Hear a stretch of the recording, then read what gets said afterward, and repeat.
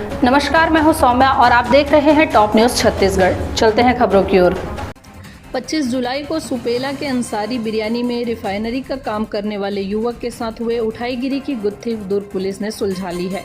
दुर्ग SP Jitendra Shukla ने मामले का सनसनीखेज खुलासा करते हुए बताया है कि सराफा व्यवसायी के ही परिचितों ने उसकी रेकी कर जब वह खाना खाने अंसारी बिरयानी गया हुआ था तब उसके सोने से भरी एक्टिवा वाहन को चुरा लिया था, जिसकी खोजबीन के बाद मुखबिर की सूचना पर वाई शेप ब्रिज से दोनों युवक नरेश सोनी और आनंद सोनी को घेराबंदी करके पकड़ा गया।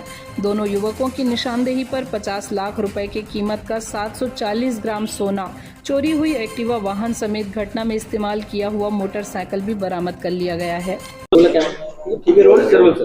दिनांक 25 तारीख की दरमियानी रात करीब 9 बजे के आसपास सुपेला थाना क्षेत्र के अंसारी बिरयानी के दुकान के पास से एक स्कूटी गायब हुई थी, जिसमें करीब 50 लाख के सोने का जो बेक्स होते हैं उनके गायब होने की रिपोर्ट दर्ज कराई गई थी। प्रथम दृष्टया वो ऐसा लग रहा था कि कहीं कुछ गड़बड़ है उसमें, बट करीब 12-14 घंटे की उसमें इन्वेस्टिगेशन के बाद ये क्लियर हुआ कि चोरी सिर्फ स्कूटी चोरी नहीं है, किसी ने उसको ध्यान रखकर रेकी करके सोने के ऊपर फोकस किया हुआ है। और उसके बाद से फिर हमने उस पर सीरियसली वर्क किया और जो भी फुटेज हमको प्राप्त हुए अलग अलग जगहों से उनको, और जो मोबाइल डंप से रिकॉर्ड प्राप्त हुए कि कब जहाँ पे उनकी शॉप है आकाशगंगा के पास में, वहां से लेके अंसारी शॉप तक जहाँ पे स्कूटी मिली हमको 2 दिन बाद, वहां से लेके कहाँ कहाँ पे कौन कौन से नंबर एक्टिव हुए, बंद हुए, कब वो मूव हो रहे हैं, तीनों जगह को कंपैरेटिवली चार्ट से देख के और फुटेज से मिलान करने के बाद ये क्लियर हुआ कि ये 5-6 नंबर सस्पेक्टेड हैं, जिनके आधार पे हमने कल जाकर नरेश सोनी की आइडेंटिटी पहचान पाए कि वो एक प्राइम सस्पेक्ट है। और उसके घर पे जब हमने छापा मारा, उसको उठा के ले आए, उससे थोड़ा सख्ती से पूछताछ की तो उसने सारी घटना को, और हमने उसको सस्पेक्ट पे उठाया था, परंतु उसने जो अपना बयान दिया वो प्रथम दृष्टया उसका झूठ साबित हुआ उसकी लोकेशन के आधार पे। जैसे जब उस दुकान के आसपास उसका फोन ऑफ हुआ है तो उसने बताया कि हम थे नहीं, लेकिन मोबाइल लोकेशंस उसके झूठ को बता रही थी। तो उसके बेस पे हमने उसके फिर सख्ती से जब उसको उसका रिकॉर्ड दिखाया तो उसने वो टूट गया और फिर उसने एक्सेप्ट किया कि उसने वो चोरी की है। और फिर उससे हमने वो जब्ती की। उसने जब उसको हमने वो दिखाया कि बाइक पे ये दूसरा तुम्हारे साथ कौन है, तो उसने बताया कि दूसरा आनंद सोनी है और वो सीहोर गया है, जो कल सुबह शायद लौटेगा। तो आज सुबह हमने उसको दुर्ग रेलवे स्टेशन से दूसरे आरोपी को भी गिरफ्तार किया है।